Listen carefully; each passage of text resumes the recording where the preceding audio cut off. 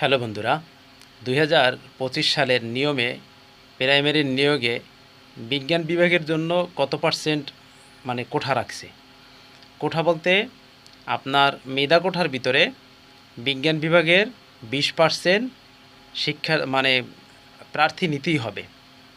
এটা কিন্তু আপনার প্রাথমিক ও গণশিক্ষা অধিদপ্তর করছে। এখন এইখানে আপনাকে একটা বিষয় হিসাব করতে হবে। টোটাল কিন্তু 93% মেধা। এই 93% মেধার ভিতরে আপনার 20% বিজ্ঞান বিভাগে যাবে, আর 73% আপনার আর্টস, কমার্স, সায়েন্স আবার মিলে পাবে। অর্থাৎ একসময় কিন্তু আপনার এই যে 60% মহিলা কোঠা ছিল, এরপরে আপনার বিজ্ঞান বিভাগের কোঠা ছিল বা অন্যান্য কোঠা ছিল, ইত্যাদি ইত্যাদি অনেক কোঠা ছিল।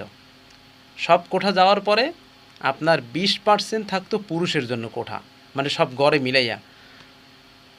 ওই সময় ওই 100-র ভিতরে 60 জন কিন্তু মহিলা নিতেই হইতো।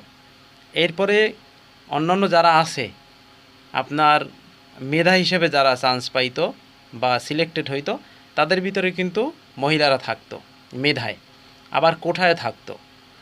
এরপরে কিন্তু আপনার সাধারণের ভিতরেও থাকতো।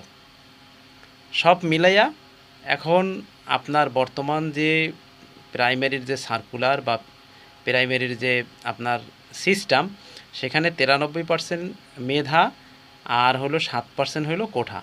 ওই মুক্তিযুদ্ধ কোঠা, তারপর পোষ্য কোঠা তো নাই, মুক্তিযুদ্ধ কোঠা, তারপর উপজাতি কোঠা, এই মিলে 7%।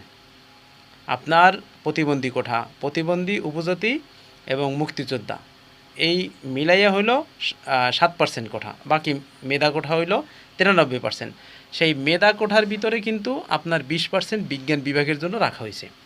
এখন এইখানে একটা হিসাব করতে হবে যে 93-র ভিতরে 20% যে বিজ্ঞান বিভাগের জন্য রাখা হয়েছে, ওই 20% বিজ্ঞান নেবেই।